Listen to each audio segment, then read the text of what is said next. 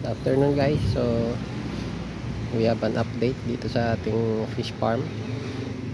So itong malaking pan na to, which is 2 years old na, medyo hindi maganda ang quality ng lona dahil yung mumurahin lang siya.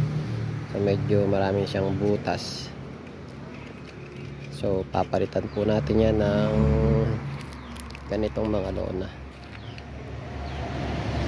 So medyo mas, para sa akin, mas madaling i-manage yung ganitong kaliit kumpara dito sa ganitong kalaki. Pagka lilinisan mo siya ay abutin ka ng maghapon para may separate mo pati yung mga isda.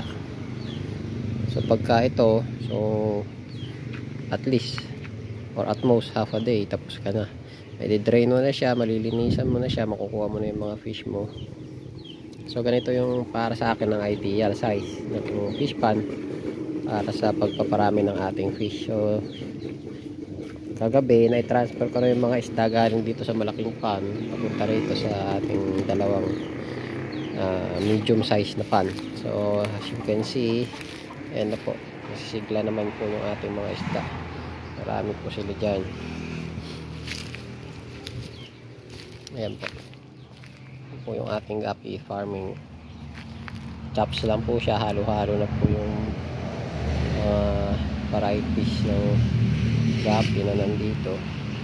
Mas prominent pa rin po yung red lace, yung red ang buntot.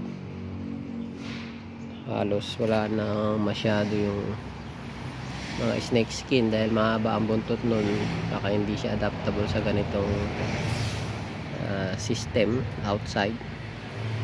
Hindi siya masyadong nagpo-flourish dito kumpara dito sa red lace. Mas maraming natitirang mga red lace. So ayan po yung ating update sa ating farm.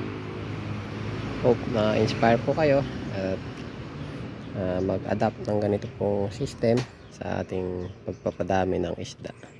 So yun lang po ang ating update. Thank you for watching and God bless.